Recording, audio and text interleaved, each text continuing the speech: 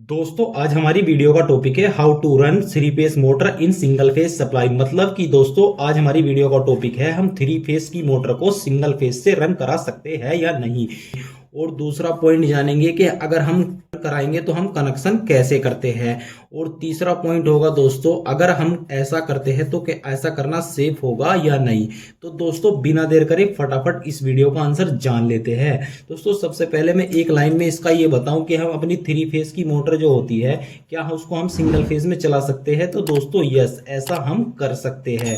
दोस्तों ऐसा हम कैसे कर सकते हैं तो वो आंसर है दोस्तों हम अपने कैपेसिटर की मदद से ऐसा कर सकते हैं। दोस्तों जैसे कि आप सब लोग जानते हो जो हमारी थ्री फेस की जो मोटर होती है उसके कनेक्शन दो तरीके से किए जाते हैं। एक तो होता है दोस्तों हमारा स्टार कनेक्शन और एक होता है दोस्तों हमारा डेल्टा कनेक्शन। एक होता है दोस्तों हमारा स्टार कनेक्शन और एक होता है दोस्तों हमारा डेल्टा कनेक्शन। जो हमारी थ्री फेस मोटर होती है उसके कनेक्शन दो टाइप से किए जाते हैं। तो दोस्तों अब हम समझ लेते हैं कि आखिर हम अपनी थ्री फेज मोटर को सिंगल फेज से कैसे कनेक्ट करेंगे। और दोस्तों मैं बताऊंगा बाद में लास्ट वीडियो के लास्ट में ये भी बताऊंगा कि आपको कितने माइक्रोफेराइड का अपना कैपेसिटर का इस्तेमाल करना है, कौन सी मोटर में कितने माइक्रोफेराइड का कैपेसिटर लगाना है। दोस्तों जैसे कि आप सब लोग जानते हो हमारी मोटर के कनेक्शन दो टाइप से किए जाते हैं।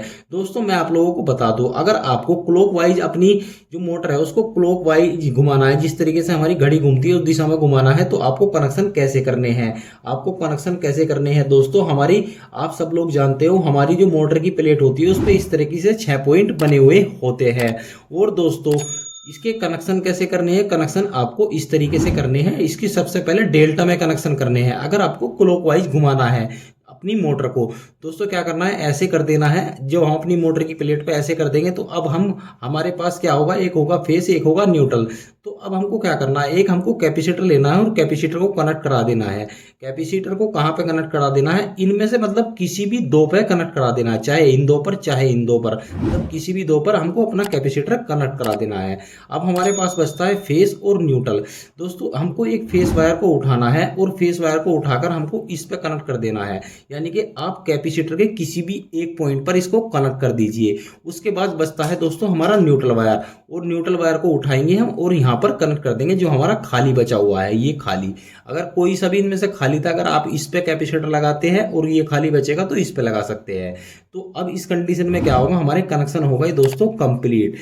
यानी कि अगर हमको क्लॉकवाइज घुमाना है अपनी मोटर को तो कनेक्शन करने हैं हमको डेल्टा में। अब बात आती है अगर हमको एंटी क्लॉक घुमाना है, यानी कि अब हमको इस दिशा में घुमाना है, ऐसे घुमाना है, अब उल्टा घुमाना है, तो दोस्तों उसके कनेक्शन किस तरीके से करने हैं। तो दोस्तों उसके कनेक्शन सिंपल है। दोस्तों आपको क्या करना है, स्टार में कनेक्शन करने हैं। एक तरफ के तीनों पॉइंट को शॉर्ट कर देना है। अब बचते हैं हमारे पास 3 पॉइंट। तो इसमें भी आपको क्या करना है, कोई 2 पॉइंट लेने हैं, यानी कि इनमें से कोई 2 लेने हैं और उस पर आपका अपना कैपेसिटर को कनेक्ट करा देना है। यहाँ पर हमने कैपेसिटर अपना कनेक्ट करा दिया। तो दोस्तों अब बचता है हमारे पास एक ये खाली।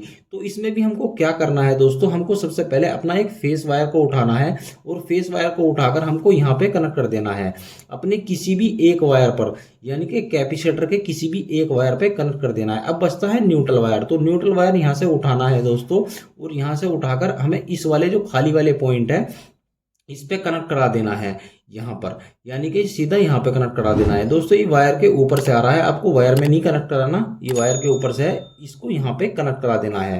तो दोस्तों इस तरीके से कनेक्शन करने हैं आपको एंटी क्लॉकवाइज अगर अपनी मोटर को घुमाना है।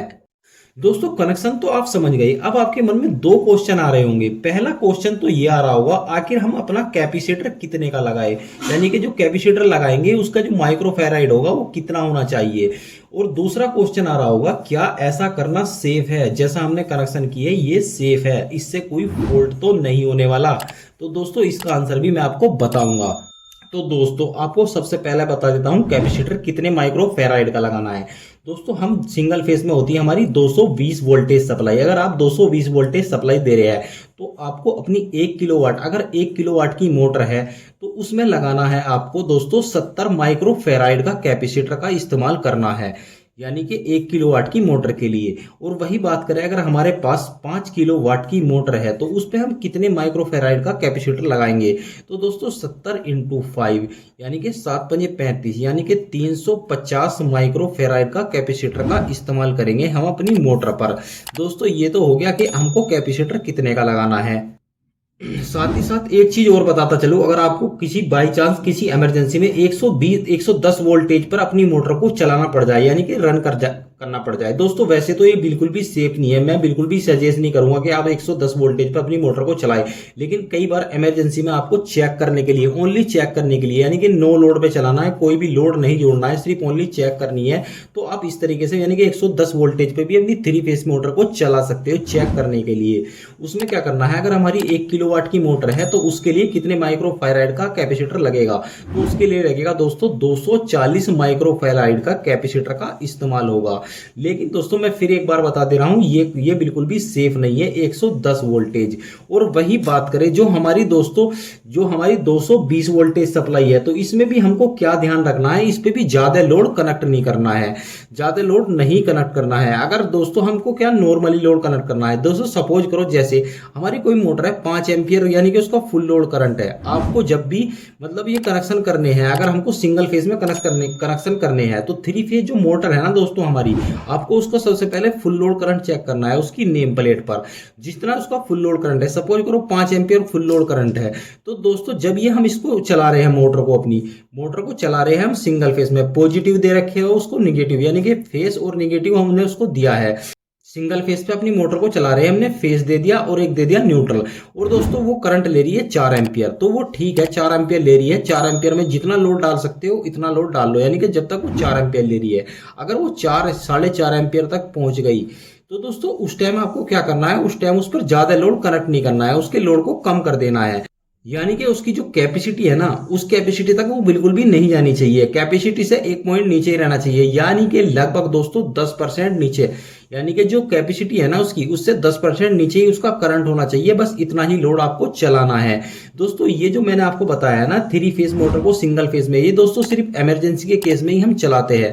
अगर कोई इमरजेंसी टाइम है हमको चलाना पड़ रहा है तो उस टाइम हम चलाते हैं, वरना ये ज्यादा सेफ तो नहीं है दोस्तों, क्योंकि हम ज्यादा लोड नहीं डाल सकते इस पर। अगर लोड डालेंगे तो दोस्तों एफिशिएंसी तो इसकी वैसे ही कम हो चुकी है, जो एफिशिएंसी है इसकी पहले से ही कम हो चुकी है, एफिशिएंसी तो बढ़ने वाली नहीं है सिंगल फेज से। लेकिन दोस्तों हाँ सेफ है, हमारी मोटर जलेगी तो नहीं इससे, लेकिन एफिशिएंसी बहुत ज्यादा डाउन हो गई है, तो इसीलिए आपको इन चीजों का ध्यान रखना है कनेक्शन करते टाइम। दोस्तों ये कनेक्शन सिर्फ मैंने एजुकेशन के पर्पज से बताया है, कोई प्रैक्टिकली नहीं बताया कि मतलब आपको करने हैं चलाना है, ये सिर्फ इमरजेंसी केस में ही आपको इस्तेमाल करना है। तो उम्मीद है आप लोग समझ गए होंगे दोस्तों, ये कनेक्शन सिर्फ इमरजेंसी केस में ही इस्तेमाल करना है। तो उम्मीद है आज की वीडियो से कुछ अच्छी जानकारी मिली होगी। वीडियो कैसा लगा लाइक करके जरूर बताइए। अगर आप हमारे चैनल पर नए हैं तो अभी चैनल को सब्सक्राइब करके बेल आइकन प्रेस कर लीजिए, ताकि आने वाली वीडियो की नोटिफिकेशन आप लोगों को मिलती रहे। आज की वीडियो में धन्यवाद, मिलते हैं अगली वीडियो में।